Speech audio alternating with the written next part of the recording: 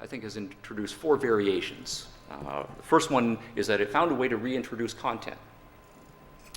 But with the proviso, as long as that content is self-referential and ironic. Right? Art is anti-realist. That is to say, art is not about reality or nature, whatever those might mean. Art, reality and nature are merely social constructs. All we have is the social world that we inhabit and its social constructs, art being one of those social constructs. So we can talk content-wise in our art as long as we are talking self-referentially about the world of art. So we treat to an internal social dimension.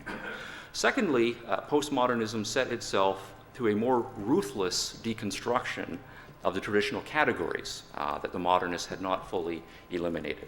Still in modernism, you have a distinction between high art and low art. Still in modernism, you have a notion of stylistic integrity, that you have an approach and you remain true to the themes of that approach there. And you don't have a subversion of art as fully radically developed in all of the branches there. For example, I'm going to switch to some architectural examples here. One strategy is to mix styles eclectically to undercut the notion of stylistic integrity. Here we have Philip Johnson's AT&T skyscraper, but it could also be a giant Chippendale chair. We have Foster and Partners. It's a bank building in Hong Kong, complete. It's like the bridge of a ship, complete with anti-aircraft guns, right, should the bank ever need them. Here we have a more extreme case here, Hundertwasser. We have a glass, it's a whole melange of everything possibly that could be packed in here. We have glass skyscraper and stucco and some occasional bricks and blocks. We have oddly placed balconies, arbitrarily sized windows, and complete even with an onion dome or two. Another strategy is to try to, as much as possible, subvert the principles of art. This is a new building that MIT is proposing to build. One basic principle of architecture is to create structures that at least inspire a minimal confidence that they will remain standing when one enters them. And so Gehry's purpose here is explicitly to undermine any such confidence by having the sense that the whole thing is crumpling in upon itself. Now, if you put these things together, these two themes, what we have is the notion that art will be self-referential. It will make references, ironic references to earlier developments in the history of art, thus giving it content, but at the same time we are introducing and playing on destructive and deconstructive themes. Now, this I see as a continuity with modernism. Picasso used a Matisse drawing as a dartboard and encouraged his friends to do the same thing. There's Duchamp's piece here, his rendering of the traditional piece with a kind of a cartoonish mustache and beard added to it. There's Rauschenberg in the next decade taking a de Kooning and erasing it and then drawing over it his own pieces. Here we're moving into the 1960s, George Maciunas, piano activities, which involves taking a piano with all kinds of implements of destruction and destroying the piano. We have also in the 60s, Niki de Saint-Phal's rendering of a Venus de Milo. You take the classic Beauty and you have a paper mache version of it, but you fill it with paint bags, and then you go some distance away with a rifle and shoot it repeatedly, bursting the paint bags to this effect here. This piece, I think, links us to the third postmodernist theme. One is allowed now to make content statements as long as they are, on the one hand, statements about social reality, right, not about nature or objective reality.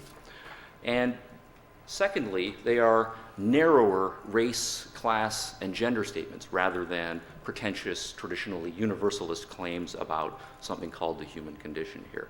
I don't know whether you can read that. The point, though, is that we're no longer going to be artists per se, we're going to be hyphenated artists. We are black artists, woman artists, gay artists, poor Hispanic artists, and so forth. So it's kind of a little organizing theme here is a postmodern piece. We'll read it, what creates PMS in women? And then the text below is power, money, and sex. All right, let's take power and filter that through a race lens. An appropriately powerful piece here about white power. Jane Alexander's South African white figures, right? But they are a ghostly white or a corpse-like white with monster heads added to them. heart surgery scars down the center of their chests, suggesting their heartlessness. But they're sitting casually, right, on a bench the way ordinary people in the street would sit casually on a bench, suggesting the theme of the banality of evil. Whites don't even recognize themselves for the monsters that they are. Or, moving on to money, there's of course, the long-standing rule in modern art that one should never say anything kind about capitalism, from Andy Warhol's criticism of mass-produced culture to moving on into the next generation. Jenny Holzer's billboard over Times Square that she rented for a little while make a statement: in the center of world capitalism, the private property created crime. Or a decade later, while the rest of the world is celebrating the end of the brutality behind the Iron Curtain, Hans Hack, German artist, this is an old guard tower leading from the west into the east, suggesting that all we're doing is replacing the rule of the Soviets with the rule of the heartless corporations. Or, if we go back to sex, again, St. Fowl takes art off in a different direction here. We can interpret the rifle phallically and read her piece as a feminist protest about the destruction of femininity. That suggests some other possibilities. You can have the standard anger, in-your-face anger, in this case here, art as a poster at a political rally, or against any conception of female beauty. Jenny Saville here is asserting, she'll be distended and hideous and shove it in your face. Now, the fourth variation, right, as I see it, is not simply power, right, money, and sex. Those are still fairly significant, abstract, important themes in art. We can be more nihilistic, and we find in modern or postmodern art a more ruthless nihilism focusing on the utterly base and the reductionistic here. There was, in year 2000, a notorious exhibition, I believe it was in Denmark, involving a series of blenders placed on a counter and a number of goldfish, and all people participating were invited to take goldfish, put them in the blender, and turn the blender on.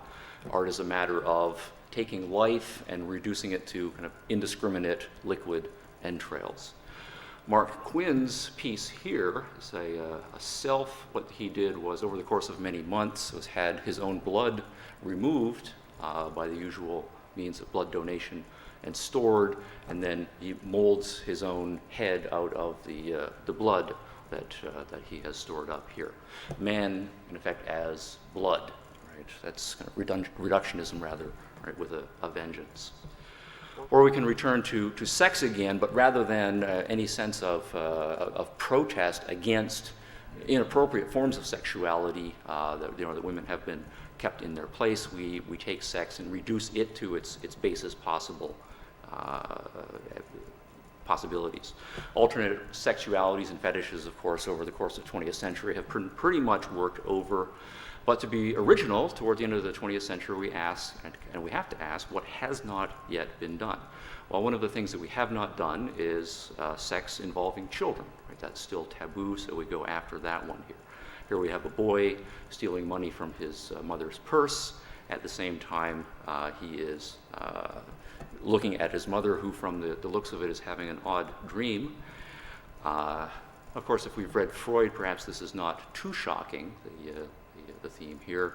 So we move on to Paul McCarthy, and here we introduce a theme of bestiality. This is a life-size exhibit here. The boy's body is moving. He's humping the goat.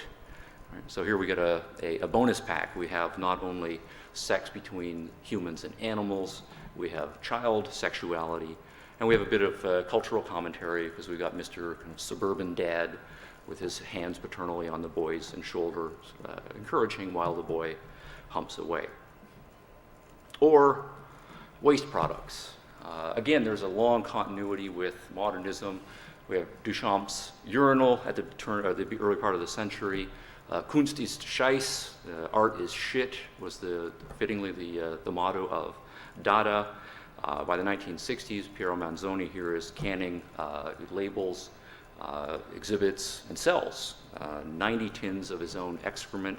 Last year, can number 68 sold for about $40,000 to a museum. There was the controversy in the 1980s in America over Andres Serrano's Piss Christ, right, the crucifix in a large beaker of urine. And then more recently, just in the last couple of years ago, we have G.G. Allen, who is an American performance artist who flings feces, his own feces, into the audience as part of his performance. So again, I would argue we've reached an end, right? Because from Duchamp's piss on art at the beginning of the century to Allen's shit on you at the end of the century, that is not a significant development over the course of a century. Now, the heydays, I think, of postmodernism were in the 80s and 90s. Modernism had become stale by the 1970s, and postmodernism has reached a similar dead end.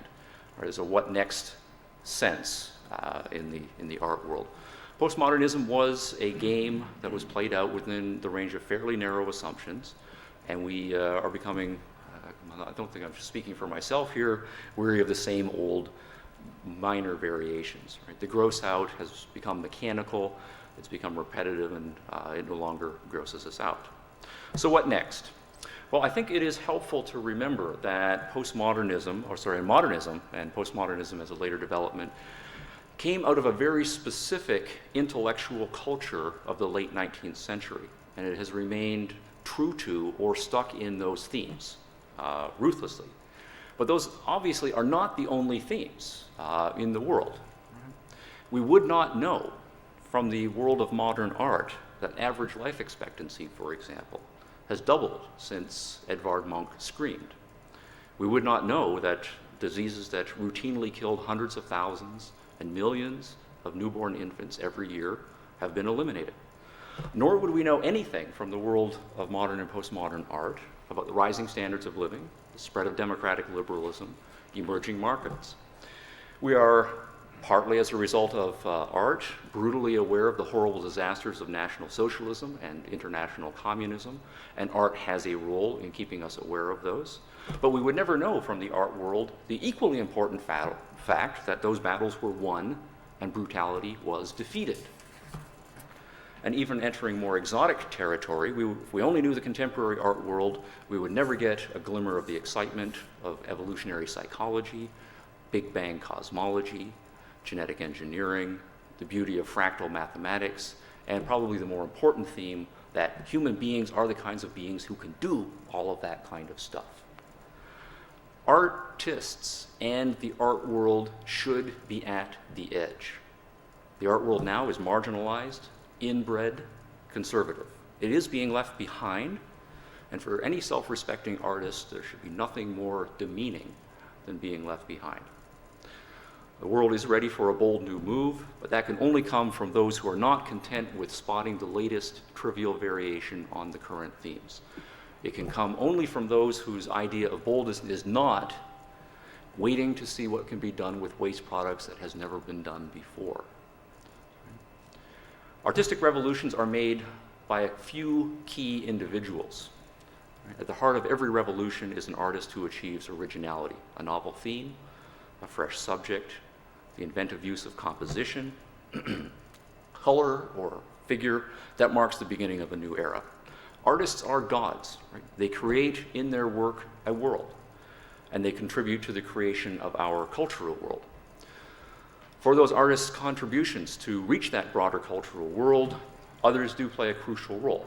Right? Collectors, gallery owners, curators, and critics, they make decisions about which artists are in fact genuinely creating, and accordingly about which artists are most deserving of their money, their gallery space, their recommendations. Those individuals also make the revolutions. In the broader art world, in the broader cultural world, a revolution depends on those who are capable of recognizing original artists' achievements and who have the entrepreneurial courage to promote that work. The point is not to return, it cannot be to return to the 1880s, right, or to turn art to making pretty postcards. That would be demeaning also. The point about being an artist is being a human being who can look at the world afresh. In each generation, it seems that there are only a few who are capable of doing that at the highest level. That's always the challenge of art and its highest calling. The world of postmodern art, by contrast, is a rundown hall of mirrors, reflecting tiredly some innovations that were introduced over a century ago. It's time to move on. All right, thank you.